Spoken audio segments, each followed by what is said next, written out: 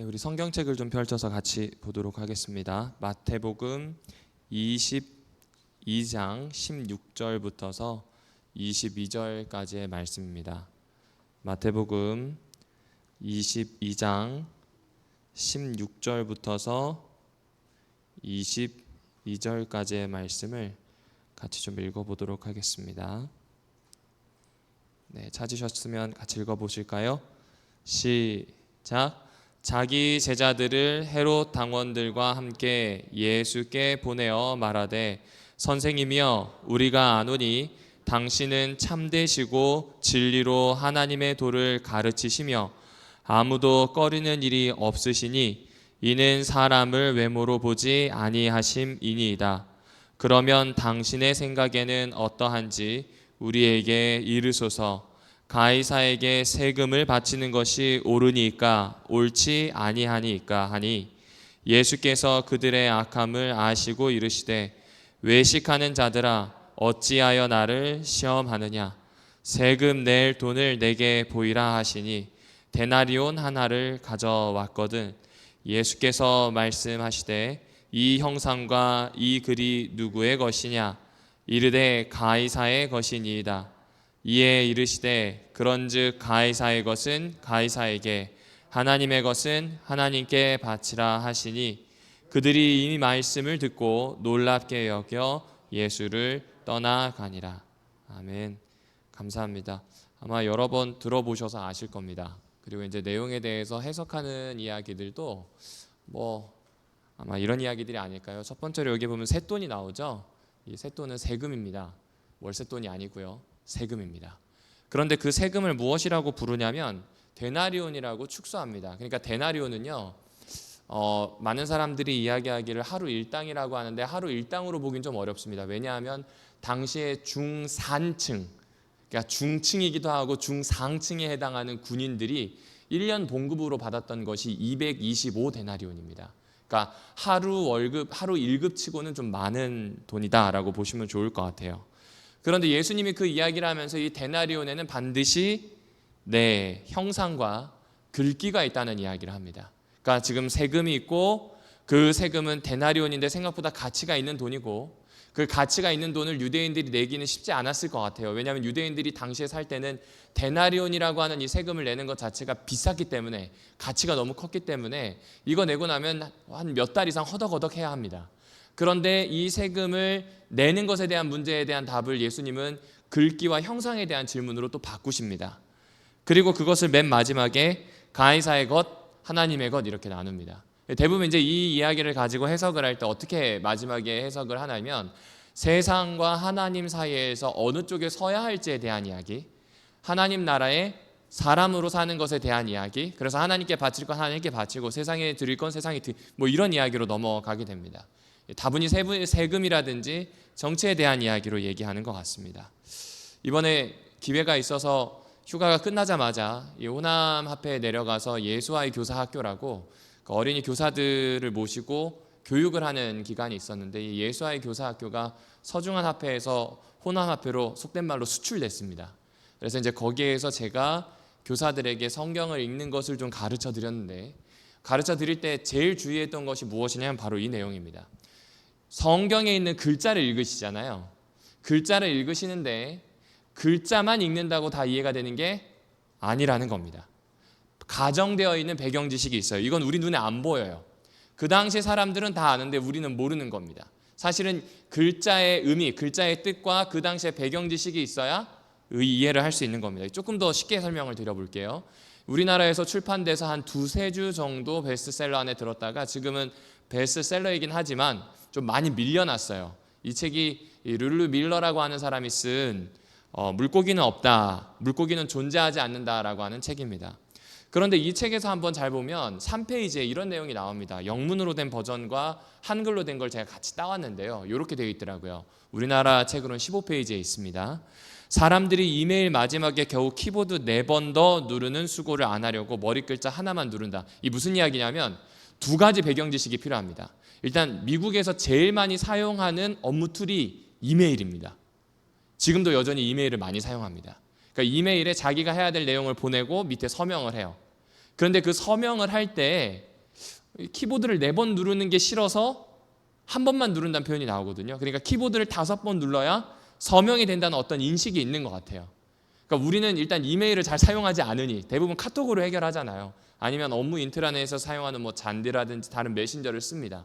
그런데 일단 이메일을 사용한다는 것 자체가 벽이고, 그 다음에 글자, 이 철자, 스펠링 자체가 4개 더 써져야 한다는 이것 자체가 이해가 잘 안 되는 겁니다. 그러니까 쉽게 이야기하면 요 그림이 되는 거예요. 한 번 누르고 4번 더 눌러야 되는데 한 번만 누르는 걸로 끝난다. 뭐 이런 이야기를 하고 있는 겁니다. 이게 잘 이해가 안 돼서 조금 찾아봤는데 미국에서는 그렇게 한대요. 어떤 내용이냐면, 여기 제가 밑줄을 그어놨는데 잘 보이실지 모르겠습니다. 영어에서는요, 철자가 5개 있어야 한 단어가 된대요. 이게 이 사람들의 관념이에요. 철자가 5개 있어야 돼요. 그러니까 원래 만약에 쓴다고 하면 뭐 이런 거죠. You are for, 뭐 아니면 뭐 Anthony, 이렇게 이름을 아예 적어버려야 되는 거예요. 그런데 그거 하려고 하니까 귀찮으니까 Paul이라고 하면 그냥 P, Anthony라고 하면 A, 요거 하나만 보낸다는 겁니다. 그러니까 이제 이 키보드를 누르는 게 그만큼 귀찮고 보내야 되는 메일이 많으니까 하나만 누른다, 이런 이야기를 하는 겁니다. 그러니까 다시 이야기하면 5번의 키 입력을 이메일에 서명을 쓸 수 있다는 이 말은 영어권에서는 통상적으로 키보드에 한 5번 정도 눌러야 한 개의 단어가 완성된다는 겁니다. 우리는 사실 키보드를 많이 눌러야 3번이잖아요. 김 하면 기읍, 이, 미음 이렇게 하면 끝나요. 근데 이 사람들은 그렇게 생각하고 있다는 겁니다. 그러니까 5번의 키 입력을 함으로써 이메일의 사인을 완성할 수 있다라고 하는 텍스트에다가 배경 지식으로 5번의 키 입력이 사실상 한 단어를 만들어요 라고 하는 영미권에 대한 배경 지식이 있어야 이게 이해가 되는 겁니다. 제가 이 책이 보니까 이 베스트셀러에서 순식간에 내려왔거든요. 이유가 이것 때문인 것 같아요. 이거 말고도요, 이해가 안 돼서 몇 가지 찾아보니까 영미권에 있는 사람들은 이해할 수 있는데 동아시아에 있는 한국인인 저와 아마 여기 계신 분들 중에 미국에서 살다 오지 않으신 분들은 이게 뭔 말인가 싶을 겁니다. 그런 내용이 많아요. 그러니까 글자는 읽는데, 번역되어 있는 한글은 읽는데 이 책이 잘 이해가 될까요? 안 될까요? 안 되죠. 다시 한번 보실까요? 의도된 독자가 있다는 겁니다. 이 책은 번역을 했으니까 의도된 독자는 미국 사람들이에요. 영국 사람이에요. 혹은 영미권 문화에 익숙한 사람이에요. 그런데 의도되지 않은 독자가 있어요. 그게 누굴까요? 저예요. 앉아 계신 우리 집사님, 장로님들이세요. 우린 영미권이 아니잖아요. 우리는 영어 잘하는 사람은 이상한 사람이에요. 그렇죠? 한국에서 뿌리 내려서 살았기 때문에 영어 잘하면 조금 이상한 사람입니다. 그러니까 이런 겁니다. 의도되지 않은 독자, 우리처럼요. 의도되지 않은 독자는 의미에 대해서 공백을 느낄 수밖에 없다는 거죠. 왜냐하면 그 문화, 그 배경 지식을 모르고 있기 때문에 그렇습니다. 그러니까 의도된 독자와 저자 사이에 있는 이 비가시적 배경 지식, 우리 눈에 보이지 않지만 그 사람들이 가지고 있는 배경 지식을 아는 것이 성경을 읽는데 참 중요하다는 겁니다. 왜냐하면 2차 독자들은 그걸 아무리 이해하려고 해도 잘 안 된다는 거죠. 김근주 교수가 이런 얘기를 했더라고요. 계속해서 문자는 소중히 하되 배경 지식을 고려해서 해석해야 한다는 것은 지극히 당연하고 기초적인 이야기래요. 근데 성경 그렇게 못 본다는 겁니다. 빠르게 본다는 겁니다. 이 말은 무슨 얘기냐면 배운 대로 봐요. 봤던 대로 본다는 겁니다. 그러니까 우리가 설교를 듣는 이유도 그것일 거고요. 성경을 읽는 이유도 그것일 텐데 새로운 발견은 여러 번 읽어서 발견하는 경우도 있지만 한계가 명확합니다. 배경 지식을 아는 것이 이 한계를 극복할 수 있는 방법이 될 수 있겠다 싶은 거죠. 그래서 뭐 여러 이야기가 있지만 언어에 대해서 익히는 것도 있지만 문화에 대해서 익히는 것도 중요하다는 생각이 듭니다. 다시 이제 본문으로 돌아올게요. 그럼 도대체 이 마태복음 22장에 어떤 숨겨져 있는 배경 지식이 있는지를 일단 2가지로 좀 살펴보려고 합니다. 첫 번째는 마태복음이라고 하는 책에 대한 이해입니다. 마태복음에 대한 책의 이해고, 2번째는 그 당시 문화적 배경에 대한 이야기를 해보려고 합니다. 자, 첫 번째입니다. 마태복음 1장 1절에는 이렇게 되어 있죠. 같이 읽어보실까요? 시작. 아브라함과 다윗의 자손 예수 그리스도의 계보 혹은 족보라라고 되어 있습니다. 자, 여기에서 한번 퀴즈를 내볼게요. 이거 독자가 어느 나라 사람일까요? 제가 이렇게 노란색으로 표시해놨죠. 어느 나라 사람일까요? 그렇죠. 딱 봐도 유대인인 거 알겠죠. 아브라함을 소중하게 생각하는 사람들은 유대인밖에 없어요. 뭐 이슬람이라고 하는데 이슬람은 마호멧이에요. 지금 딱 누구에게 하는 이야기예요? 네, 유대인에게. 왜냐하면 다윗의 자손과 아브라함은 구약 성경의 전체입니다. 다윗의 자손으로 쭉 이루어지는 왕과의 계보와 아브라함을 통해서 쭉 이루어지게 되는 고대 계보가 구약의 전부이기 때문에 그렇습니다. 그러니까 아브라함을 강조하고 아브라함의 자손임을 강조하고 심지어 그것을 우월함으로 인식하고 있는 유대인들에게 하는 이야기입니다. 조금 더 보실까요? 이 유대인들에게 좀 주는 메시지라고 하는 거 어디서 찾을 수 있냐면 1장에서 4장까지 보면 뭐 출생이라든지 예수님의 소명, 초기 사역이 나옵니다. 그리고 베들레헴 이 아이들을 죽는 것 혹은 나사렛에서 예수님이 시작하신다는 게 다 구약 예언에서 나옵니다. 그러니까 이 말은 지금 유대인을 뭐라 그럴까요? 읽어야 되는 독자로 두었기 때문에 유대인들이 읽을 수밖에 없는 내용들을 넣었습니다. 그게 어떤 거냐면 이거예요.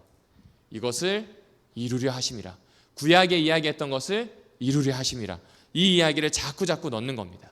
그러니까 유대인들은 이들이 가지고 있는 언약의 성취자를 기다리고 있는데 이 언약의 성취자인 사람이 바로 예수라는 이야기를 자꾸 할 거라는 겁니다. 그래서 찾아봤더니 구약에서 인용한 게 139절 정도 됩니다. 이게 성구사전으로 찾았지만 우리 인간으로 찾는 것과 성구사전은 또 다릅니다. 성구사전은 입력된 그 단어에 따라서만 찾지만 실제로 눈으로 읽어보면 숨겨져 있는 것들이 더 있을 수도 있고 빼야 될 수도 있습니다. 그러니까 한 130여 개 즈음 구약이 인용되어 있다라고 보시면 좋습니다. 다시 말씀드리지만 유대인들에게 예수님은 구약의 모든 언약을 성취하시는 분이에요.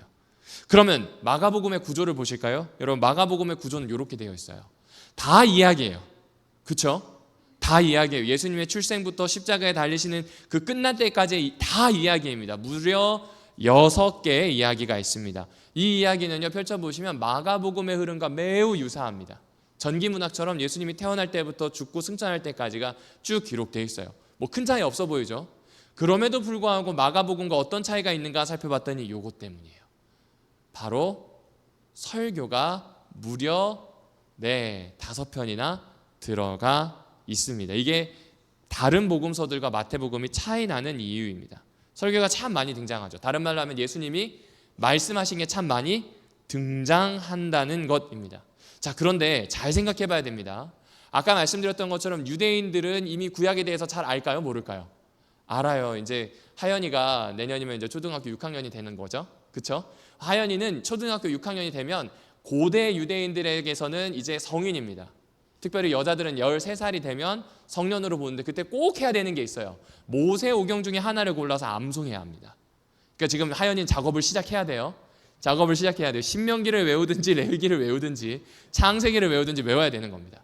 인준이도 이제 만약에 12살, 남자들은 12살부터 이제 성년으로 보거든요. 율법의 아들이 되기 위해서 제사장 앞에서 뭐 해야 되냐면 외워야 돼요. 그런데 아이들이 제일 많이 외우는 책이 뭔지 아세요? 레위기와 신명기입니다. 그러니까 레위기와 신명기는 사실상 웬만한 성경에 나오는 내용들이 축약되어 있어요. 예배 아니면 율법에 대한 해설이기 때문에 웬만한 답이 거기 다 들어있어요. 그러니 이걸 가지고 구약에 있는 내용을 다 본다면 웬간한 건 다 이해합니다. 그럼에도 불구하고 예수님은 설교를 몇 번이나 하셨어요? 5번이나 하셨습니다. 왜 그렇게 하셨을까요? 이건요 첫 번째 하신 설교인 산상수훈에 잘 나타납니다. 각각의 설교가 이 산상수훈에서 부딪혀서 내려오는 것처럼 보실 수 있기 때문에 그렇습니다. 그러면 설교가 왜 들어있는지 한번 볼까요? 예수님이 산 위에서 했으니 산상설교라고 하는데 5장 1절에서는 이렇게 표현합니다. 산에 올라가 앉으시니라는 표현으로 시작을 합니다. 뭐 그냥 산에 올라가 가지고 설교하시면 뭐 그냥 산에 올라가서 설교했다라고 하면 되는데 굳이 이걸 산에 올라가서 앉아서 가르쳤다, 마치 랍비가 제자들을 받아서 가르쳤는데 그것이 산이다라는 걸 강조합니다. 여러분 랍비들은 산에서 안 가르칩니다. 랍비들은 돈이 좀 있고요 회당에서 가르치거든요. 굉장히 이상하죠. 독특하다고 하는 걸 이야기하는 겁니다. 그 산에서 가르친 이야기가 정말 중요하다는 걸 이야기해 주는 것 같아요. 그 비밀이 있어요. 그 비밀이 뭐냐면 이 산이 사실상 구약에 있는 것을 떠올리도록 도와주기 위해서입니다. 뭐 다양한 이야기가 있겠지만 산이라고 하면 사람들이 제일 먼저 떠올리는 건요 모세예요. 모세가 시내산에 올라가서 뭐 했어요? 언약식을 하고요 율법을 가르쳤습니다. 한번 좀 이렇게 복기를 해보겠습니다. 출애굽기 12장에 보면 6월절 그 밤에 있었던 사건이 나와요. 여러분 양 한 마리 잡으면요 고기가 기본적으로 적게는 50, 많게는 90kg 가까이 나온답니다. 그리고 아시겠지만 성년이 된 양, 그러니까 어른 양은 좀 냄새가 많이 나요. 그래서 뭐 작은 아이를 잡았다 하더라도 어쨌든 나오는 양은 많아요. 그런데 그것을 사람들이 먹고요, 쓴나물 먹고 막 허리띠 동이고 있고 이제 곧 출발할 것처럼 밤에 막 그렇게 하다가 동 트자마자 바로 나가요. 그리고 그냥 나가지 않죠. 이집트 사람들에게 문을 두드려요. 자, 고생했으니까 나한테 이제 값을 치라도, 이렇게 얘기합니다. 그래서 다 가지고 갑니다. 이집트 사람들이 줄 수밖에 없어요. 왜 그럴까요? 잘못했다가는 또 그 신한 또 혼날까 봐 다 줍니다. 그거 싸들고 나갔어요. 싸들고 나가서 여차저차해서 14장에 봤더니 홍해에 왔습니다. 홍해에 와서 이제 드디어 완전히 출애굽할 수 있는 기회를 얻었어요. 아주 큰 사건이 있었고 결국 출애굽을 성공합니다. 어디를 건너서요? 홍해를 건너서요.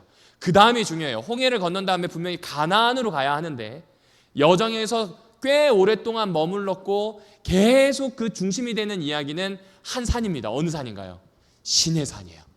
시내산으로 쭉 갑니다. 시내산에 가서 거의 며칠까지 있냐면 한 50일 정도 있어요. 이게 출애굽기 1장부터 19장, 20장에 나오는 내용입니다. 여러분, 오순절은요 너무나 빠르게 사도행전으로 가져가는데 성령 충만에 대해서 하는 이야기가 아니에요. 오순절의 본래 개념은 첫 번째로 보리추수가 이루어진다라고 하는 그 명절인데, 그 명절에는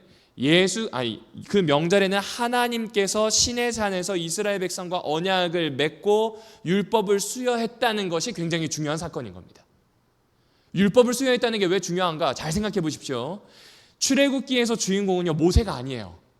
출애굽기의 주인공은 하나님이세요. 여러분 잘 보시면 하나님이 이스라엘 백성이 울부짖는 소리를 들으시고 그 다음에 나오는 표현이 뭐냐면 그들과 했던 약속을 기억했다는 표현이 나옵니다. 이전에 아브라함과 이삭과 야곱에게 했던 그 약속을 기억하셔서 자기 백성을 찾으시는 이야기예요.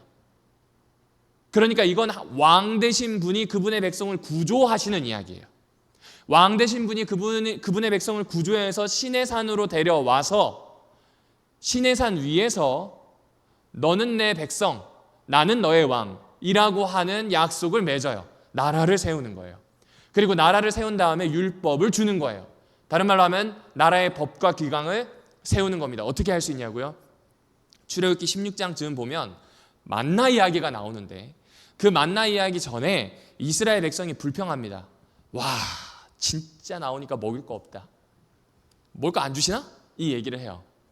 평소 우리가 알고 있는 출애굽기 이후에 광야에서 하나님은 그런 거 용서하지 않으시거든요. 근데 그때는 메추라기도 주시고 만나도 주셔요. 근데 민수기에 가볼까요?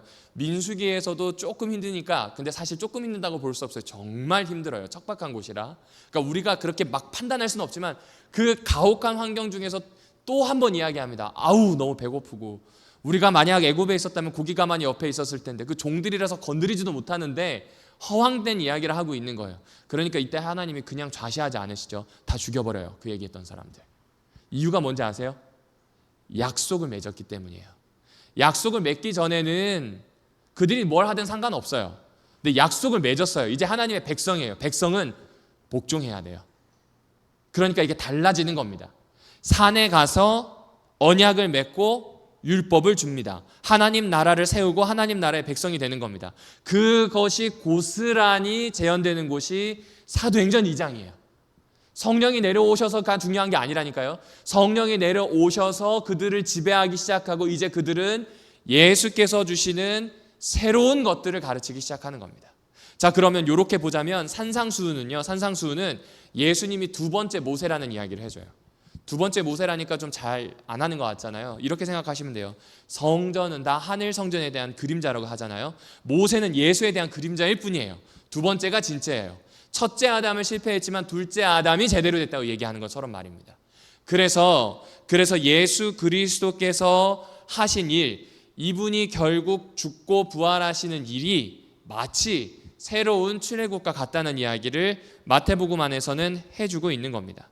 그러니까 홍해에서 가나안으로 가는 그 길이 물속에서 죽고 다시 살아나서 광야 생활 후에 가나안으로 들어가는 것처럼 예수의 죽으심과 무덤에 계신 이후에 부활 일이 있었으므로 하늘 가나안을 꿈꿀 수 있다는 걸 은연중에 이들의 이야기로 해주는 겁니다. 이들이 유대인이니 새 출애굽이라고 하는 이야기를 들려주고 있는 거예요. 그러니까 지금 새 출애굽을 하기 위해서 이스라엘 백성에게 새로운 언약과 새로운 교훈이 아까 얘기했던 5개의 설교입니다. 그 중에 제 첫 설교이자 이것을 가장 잘 나타내고 있는 것이 산상수훈입니다. 이런 얘기 하시잖아요. 얘들아, 율법에 살인하지 말라 그랬지. 그러니까 사람한테 폭력 안 쓰는 게 다라고 생각하는데 그거 아니다. 네 형제한테 라가라고 하거나, 그러니까 욕을 하거나 아니면 미워하는 그거 살인, 이 얘기를 들었을 때 사람들의 마음이 어땠을까요? 성경에 보면 놀랐다는 표현이 나옵니다. 그리고 권위 있는 자의 이야기처럼 들렸다고 표현을 해요. 얘들아, 너희들이 만약에 이혼해도 된다고 얘기했는데 모세는 그렇게 얘기했지만 나는 이렇게 이야기한다. 새로운 교훈을 이야기하시는 겁니다. 이 새로운 교훈과 말씀을 통해서 유대인들은 이제 이분이 어떤 분인지를 알게 돼요. 여러분, 왜 그러냐면 하나 배경이 더 있어요. 유대인들은요, 행동이 중요한 사람일까요? 마음이 중요한 사람일까요? 근거가 뭡니까? 네, 죄송합니다. 갑자기 이렇게 질문하니까 그렇죠? 근데 한번 성경 읽을 때 이렇게 질문해 보세요. 여러분, 구약에서 말씀을요 다바르라고 부릅니다. 근데 다바르는요 움직입니다. 우리는 헬라 혹은 로마의 영향을 많이 받았기 때문에 하나님은 멈추어 계시고 움직이지 않는 분, 부동의 1인이라고 표현해요. 제1원인이라고 표현해요. 그분은 움직이지 않지만 나머지를 다 영향을 끼쳐서 움직이게 하는 분이라고 생각하는 거 그것도 맞아요. 맞는데 유대인들에게 있어서 다바르라고 하는 말씀이시자 하나님은 움직이시는 분이에요. 따라서 그들은 어떻게 해야 될까요? 움직여야 돼요. 그러니 율법을 지키기 위해서 율법을 지키기 위한 조목조목 강령을 여러 개 만들어요. 뭐 하기 위해서요? 지키기 위해서 행동하는 거예요. 이들에게 그런 것은 너무나 중요합니다. 그런데 예수님의 새로운 교훈은 너무나 놀라워요. 그런 행동이 필요하대요? 필요하지 않대요? 필요하지 않대요. 오히려 필요하지 않고 예수님께서 뭐라고 하냐면 이런 얘기를 하십니다. 산상수훈 마지막에 같이 읽어보실까요? 시작. 열매로 그들을, 그렇죠, 부산하게 움직이는 게 중요한 게 아니라 네가 만약 마음이 있고 네가 만약에 믿는다면 그 무엇으로요? 열매로 알겠다는 이야기를 하고 있는 겁니다. 수백 가지 조항보다 더 중요한 건 예수가 구원자임을 알아보고 어떤 열매를 맺어야 한다는 이야기를 해주고 있는 겁니다. 그래서 이 마태복음에 보면 천국 비유가 나오잖아요. 천국 비유가 나오는데 이 천국 비유가 가장 많은 책이 마태복음이에요. 그리고 하나님 나라라고 하는 표현을 쓰지 않고 천국이라고 하는 표현을 쓰는 유일한 책이 마태복음입니다. 그런데 이 천국은 한마디로 얘기하면 그분이고 그분의 통치 안에 있다는 겁니다. 그분 그 자체라는 거죠. 그분 그 자체를 발견했을 때 마치 천국은 밭에 감춘 보화와 같아서, 마치 천국은 상인이 찾은 값진 진주와 같아서라는 표현이 나오잖아요. 어떻게 해야 돼요? 그런 거 발견했다면요, 싹 다 팔아야 돼요. 싹 다 팔고 사야 돼요. 그것을 다른 말로 바꾸면 싹 다 버리고 예수를 쫓아가는 거예요. 그 이야기를 여기에서 해주는 겁니다. 그러니까 만약 예수를 발견했다면 싹 다 팔고 쫓아가는 게 제자예요. 싹 다 버리고 예수를 따라가는 거예요. 그런 행동이 나와야 한다는 걸 이야기합니다. 그런데 7장 1, 2절에 보게 되면 서기관과 바리새인들은 앉아서 뭐만 하고 있어요? 말만 해요. 행동이 있어요? 없어요? 없어요. 분명히 행동이 있잖아요. 부산하게 여러 조항을 가지고 율법을 지키려고 하지만 그게 쓸모없는 이유는 예수를 발견했다면 가만히 있을 게 아니라 자신이 가지고 있는 모든 걸 다 팔아서 다 버리고 예수를 쫓아야 한다는 이야기를 해주고 있는 겁니다. 그러니까 마태복음이 하려고 하는 이야기가 굉장히 분명하죠. 이런 배경을 가지고 이 책에 대한 전체 배경을 가지고 22장을 읽어주셔야 됩니다. 한마디로 얘기하면 예수 발견했으면 싹 다 팔고 싹 다 버리고 예수 쫓아야 된다는 이야기예요. 그 행동 없으면 말짱 꽝이라는 이야기입니다. 그런데 지금 그 행동을 하지 않는 사람들이 나와서 이렇게 얘기하는 겁니다. 저기요, 생각을 좀 해봅시다 라고 이야기하면서 말이죠. 우리 중에서도 생각해보면 그럴 때가 있는 것 같습니다. 사실 이 말씀을 준비하면서 가장 반성을 많이 했던 건 저거든요. 까탈스럽잖아요, 성격이. 그러니까 비판적일 수는 있어요. 비판적일 수는 있는데 만약 비판을 했다면 예수님 입장에서 물어보는 거예요. 좋다 최선우, 너 그렇게 비판하고 뭐가 잘못됐다고 이야기하는 거 다 좋다. 무슨 열매 맺었니? 그래서 뭘 바꾸었니? 라고 물어본다면 글쎄요, 자유롭지 못할 것 같아요. 우리는 어떨까요? 각각 가지고 있는 어떤 직원의 선출에 대해서도 이야기할 수 있고요. 어떤 부서의 봉사에 대해서도 이야기할 수 있고요. 누군가가 하고 있는 삶의 모습에 대해서 이야기할 수 있습니다. 그리고 저건 아니라고 이야기하기에 가장 편하고 어쩌면 가장 잘 훈련된 사람들이 우리일 수 있다는 거예요. 그런데 그거를 했다면 열매를 좀 맺어야 된다는 겁니다. 왜 다시 이야기를 하냐면 바리새인들은 그거 하지 않고 그런데 잠깐만요 예수님 쇳돈이 있습니다. 세금이 있는데 이거 도대체 누구한테 해야 합니까? 라는 이야기를 하고 있는 겁니다. 아까 말씀드렸죠. 쇳돈, 데나리온, 이 형상과 이 글귀 그리고 마지막으로 가이사의 것 이 이야기를 하는 겁니다. 사실상 이거는 지금 예수를 발견했으니 예수에게 다 걸겠다는 얘기예요. 자기를 지키겠다는 얘기예요. 그렇죠. 내가 가지고 있는 생각을 들어달라는 얘기를 하고 있는 거예요. 이 얘기를 잘못하면 그러니까 예수가 대답을 잘못하면 열심당을 지지하는 사람이 되든지 로마를 지지하는 사람이 될 거라고 예측을 한 거예요. 제대로 된 대답을 못할 거니까 내가 예수보다 나으니 우리가 예수보다 나으니 내 말을 들으란 이야기를 한 거예요. 자 그런데 예수님이 했던 이야기를 조금 잘 쫓아가 보면 좀 다른 것 같아요. 예수님이 맺어야 되는 열매에 대해서 이야기하거든요. 여러분 이게 1998년도짜리 500원입니다. 1998년도에 당시에 500원은 초등학생들에겐 아주 무소불위였습니다. 이 500원이 있으면 할 수 있는 일이 5가지나 됐습니다. 그런데 지금의 500원은 가치가 없어요. 동전을 그냥 안 가지고 다니죠. 그냥 500원 있으면 그냥 가지세요 하고 와요. 그렇죠? 아닐 수도 있지만 웬만하면 동전 무겁기만 하고 절그렁절그렁하고 하잖아요. 우리에게는 그 정도의 가치입니다. 그 정도의 가치입니다.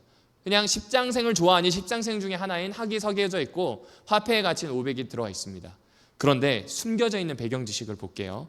숨겨져 있는 배경 지식을 보면 조금 다릅니다. 여러분 이게 그 시절 가이사의 것 하나님의 것 하던 그 시절 즈음에 사용됐을 동전으로 추정하고 있습니다. 어떻게 우리가 가지고 있는 500원보다 좀 더 이쁘게 생겼죠? 물론 찌그러져 있지만 그림도 들어가 있고 막 여기저기 꾸며져 있고 그죠? 글도 써져 있습니다. 이유가 있습니다. 여러분 학자들이 추정하기에 1세기 그 즈음에는 우리는 다 이 글을 읽으실 수 있잖아요. 심지어 뭐 6살짜리 꼬마들도 요새 다 읽어요. 그때는 약 90% 이상 가장 보수적으로 잡아도 90% 이상이 문맹자예요. 못 읽어요. 그러니까 못 읽으니까 황제가 자신의 뜻을 국민들에게 이 백성들에게 전달하기 위해서 뭘 쓰냐면 이 동전을 쓴 겁니다. 쉽게 얘기하면 이 동전이 인터넷이에요. 이걸 가지고 자신의 메시지를 전달하는 겁니다. 그런데 이 사람들은 여기 있는 그림을 보고 아는 거예요. 이 그림이 누구 신이라더라. 이 그림이 반대편에 봤더니 또 왕이네. 그러니까 왕이 신이라는 얘기인가 보다. 뭐 이런 식으로 알아듣는 겁니다. 그리고 이 동전은 어떤 방식으로 하냐면 우리는 동전 모양이 똑같아가지고 매년 막 찍어내고 매년 막 없애면서 이렇게 하잖아요. 안 그래요. 매년 찍어내요.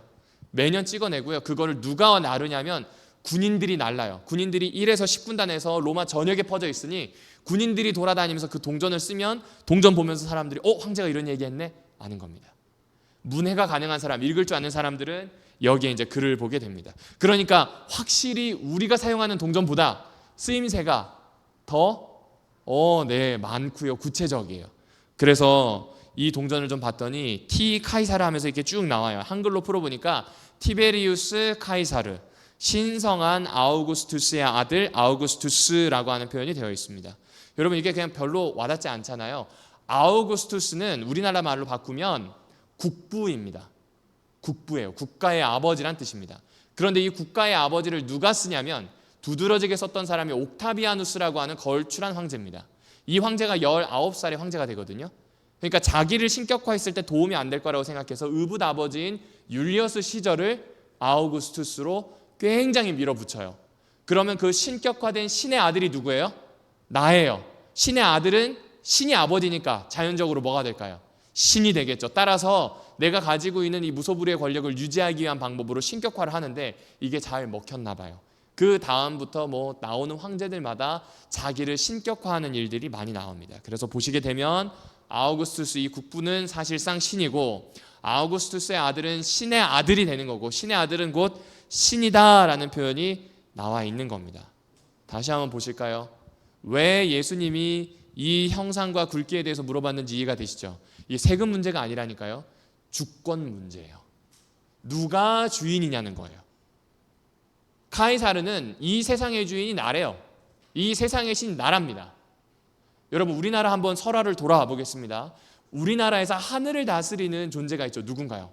옥황상제입니다. 바다는요. 혹은 강은요. 용왕이죠. 명계라 그러죠. 죽은 자들이 가면 저승사자들을 데리고 이 죽은 자들에 대해서 벌을 내리기도 하고 상을 내리기도 하는 이 사람은 염라입니다. 근데 그리스 로마도 똑같아요. 하늘은 제우스가, 그 다음에 저기 명계는 하데스가, 그 다음 바다는 포세이돈이. 그러니까 신들이 각각 요소로 나눠져 있는 곳을 다스려야 한다고 봅니다. 그런 그 신들 중에 로마 황제의 역할은 뭐냐면 그 신들을 묶어주는 신 중의 신이라는 그런 인식이 있었어요. 그러니까 엄청난 지금 권력을 펼치고 있는 거예요. 당연히 황제는 신이에요. 우리의 생사 여탈권뿐만 아니라 각 요소들을 왔다리 갔다리 할 수 있는 사람이에요. 그런데 예수님은 이때 이런 얘기를 하죠. 카이사르의 것은, 다른 말로 하면 황제의 것은 누구한테 주고요? 황제한테 주고, 하나님의 것은 누구한테 주라고요? 그렇죠. 이 말은요, 황제 게 없다는 얘기예요. 동전 왜 황제 거 있냐? 없다는 거죠. 나머지는 다 누구 거예요? 하나님 거. 시편 24편에 나오잖아요. 그리고 동시에 이 이야기를 함으로써 이 민족주의자라고 하는 이 프레임에서 벗어나 버리십니다. 그렇잖아요. 민족주의자가 아닌 거잖아요. 이건 민족주의자가 아니라 누가 주인인지에 대한 이야기를 갑자기 툭 던지는 선생님으로 돌아와 버렸어요. 그래서 이 이야기를 듣고 사람들은 이런 생각하네요. 아, 카이사르가 신이 아니구나. 국부라고 하는데 이 사람은 신이 아니구나. 이전에 있었던 이 국부들의 아들이니까 신의 아들이고 신이라고 생각했는데 신이 아니구나. 하나님과 이 카이사르를 분리시키는 겁니다. 카이사르는 인간일 뿐이고 하나님이 진짜 신이라는 걸 이 헤롯 당원들과 이방인 관원들, 그리고 이 바리새인과 서기관들과 사두개인들, 제자들과 예수님을 따르는 유대인들 앞에서 이야기하는 거예요. 이 이야기는 세금 문제가 아니라 확실히 하나님의 주권에 대한 문제로 넘어가게 되는 겁니다. 그러니까 만약에 우리는 가이사의 것은 가이사의 것, 하나님의 것은 하나님의 것 하면 이렇게 생각할 거예요. 그냥 세상에선 세상살이대로 좀 살고 또 하늘은 하늘대로 산다. 그래서 나는 이 두 가지 삶을 유지해야 되는 이중국적자이기 때문에 하늘의 삶에 좀 더 가깝게 하려고 이 세상 건 아무것도 안 본다. 돈도 안 벌고 뭐도 안 한다. 이런 얘기를 해요. 또 반대로 나는 이 세상에 살지만 하나님의 시민권을 가지고 있으므로 사회적 책임을 다한다. 근데 너무 사회적으로도 기우는 경우가 있어요. 그런데 만약에 카이사르가 신이 아니고 하나님이 신이라고 하면 우리는 이 온 세상을 짊어지고 살아야 되는 존재가 되는 겁니다. 좁은 식견으로 하늘의 시민이다, 뭐 땅의 시민이다, 그런 거 없죠. 하늘과 땅의 주인이 다 누구세요? 그렇지. 그러면 만약에 그렇다고 한다면 이제 우리가 살아야 되는 건 양쪽을 통합할 방법을 찾아야 한다는 이야기입니다. 그러니까 이거는 당시에 있었던 유대인들에게 엄청난 도전이 되는 거죠. 예수께서 두 번째 모세가 되셔서 시내산에서 율법을 반포했던 것을 재현합니다. 시내산에서의 율법은 하나님의 법으로 이 땅의 제사장 나라로 각 나라에게 어떤 봉사를 할지 알려줬습니다. 그런데 예수님이 내려와서 새로운 교훈과 새로운 율법과 새로운 설교를 합니다. 그 설교를 통해서 맺어야 된 열매가 있답니다. 그 열매는 가이사의 것들은 가이사에게 주고 하나님의 것은 하나님께 가야 된다는 겁니다.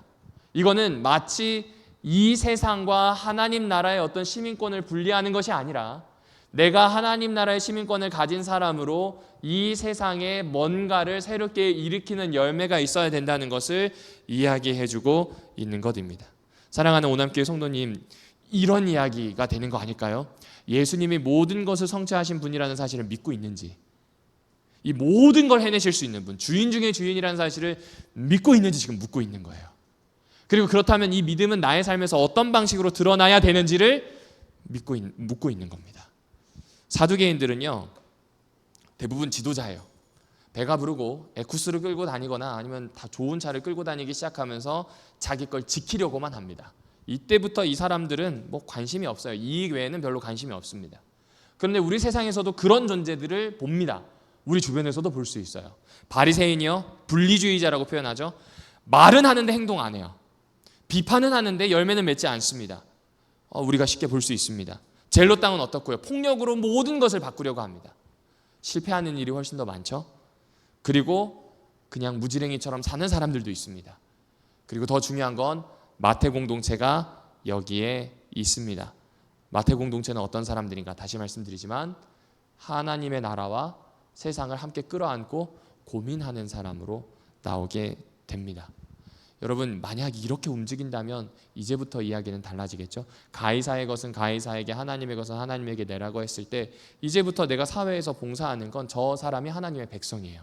저 땅이 하나님 땅이라서 나에게 맡겨진 겁니다. 나는 하나님의 구약에 있는 개념을 그대로 가지고자 하면 하나님의 형상인 대리통치자예요. 그러니 여기는 내가 어떻게든 관리해야 되는 거예요. 동시에 내가 이 세상뿐만이 아니라 하나님의 것을 추구해야 돼요. 만약에 하나님의 법에 대해서 저촉되는 것이 들어온다, 그러면 저항하는 겁니다. 저항하는 겁니다. 루터는 조금 잘못 이야기했습니다. 루터는 뭐라고 이야기했냐면 저항도 하지 말고 그냥 견디래요. 그리고 그냥 이 세상의 권세도 하나님이 하시는 거니까 대충 인정해 주래요. 바울의 이야기를 조금 더 적극적으로 가져왔습니다. 그런데 히틀러가 나치 정권과 함께 세계대전을 일으켰을 때 독일 교회는 그 가르침을 너무 잘 따랐던 나머지 아무것도 안 합니다. 오히려 동조합니다. 그리고 그것이 씻을 수 없는 독일 교회의 상처가 되고요. 지금까지 사과하고 다녀요. 그러니까 우리에게 있어서는 이게 쉬운 문제가 아니라는 이야기입니다. 여러분 오늘 여기 모셨을 때 정신 똑바로 차리셔야 합니다. 왜냐하면 여기서 예배드리고 나가잖아요. 그럼 그때부터 국적 하나님 거예요. 동시에 대한민국 사람이에요. 그러니까 내가 여기서 살고 나갔다고 하는 것 자체가 고민하고 살 수밖에 없다는 겁니다. 제가 이번에 휴가로 다른 나라에 좀 갔다 왔거든요. 다른 나라에 가서 제가 걱정되는 게 세 가지예요. 아프면 어떡하지? 그 다음에 두 번째는 여기서 혹시 어떤 일에 휘말리면 어떡하지? 세 번째, 내가 여기에서 과연 잘 지낼 수 있을까? 이 생각을 했어요. 왜 그럴까요? 여긴 내 나라가 아니거든요. 그러니까 여기에서 돈이 없거나 뭐가 없거나 하면 엄청 고민할 수밖에 없습니다. 와, 정말 다니는 것도 엄청 힘들더만요. 여기에서는, 이 한국에서는 내비게이션을 켜고 제가 걸어가면 되는데 저 혼자 따로, 가족들과 떨어져서 저 혼자 따로 어디 갔어야 됐었거든요. 길을 못 찾겠어요. 와, 40살 가까이 돼가지고 길을 못 찾는 아저씨, 말이 안 되잖아요. 길을 못 찾겠어요. 고민을 하죠. 아, 내가 이방인이구나. 근데 이게 외국 여행만 가서 느끼는 게 아니라 오늘 우리 삶에서 느끼게 되는 겁니다. 여러분은 그리스도인이시거든요. 동시에 국민이시거든요. 함께 고민을 해야 할 수 있는 부분입니다. 달란트를 맡긴 이유는 틀린 것을 말하라고, 그것을 가지고 사유재산을 늘리라고 준 게 아니죠. 달란트를 사용을 해서 하나님이 원하시는, 주인이 원하시는 일을 남기는 겁니다. 다른 말로 하면 열매를 남기는 겁니다. 오늘 기도의 자리가 그런 시작이 되면 좋겠습니다. 왜냐하면 곧 추수기니까요. 그리고 추수기가 되면 우리는 자연스럽게 재림교인이 가지고 있는 다른 사람이 모르는 비가시적 배경 지식이 있죠. 추수기는 언제예요? 예수님의 재림을 뜻해요. 심판의 끝을 뜻해요. 그러니까 우리는 추수기가 될 때마다 뭘 생각해요? 그분의 오심에 대해서 생각하면서 오늘을 사는 거예요. 그분의 오심만 생각하고 사는 게 아니라 그분의 오심을 생각하면서 오늘을 살아내는 겁니다. 그래서 오늘 제목을 이렇게 정해보았습니다. 하나님은 본래 하나님이시지만 하나님이 나 때문에 하나님 되게 하는 게, 그게 영광 받으시는 거예요. 이 땅에서 고민하고 결정하고 살아내는 것들이 필요합니다. 그러기 위해서는 죄송하지만 저 혼자 설교한다고 해결되는 거 없어요. 장로님들이 교과 안 돼요. 다 안 돼요. 왜냐하면 같이 해석하셔야 돼요. 같이 기도하셔야 되고 같이 이야기하셔야 됩니다. 이야기의 주제가 바뀌어 가야만 합니다. 기도의 제목들이 바뀌어 가고 깊어져 가야 된다는 것을 은연중에 우리에게 알려주고 있는 겁니다. 오늘 이 시간이 그 시간이 되기를 주님의 이름으로 축복하며 말씀을 마치도록 하겠습니다. 오늘 이 시간에는 계신 자리에서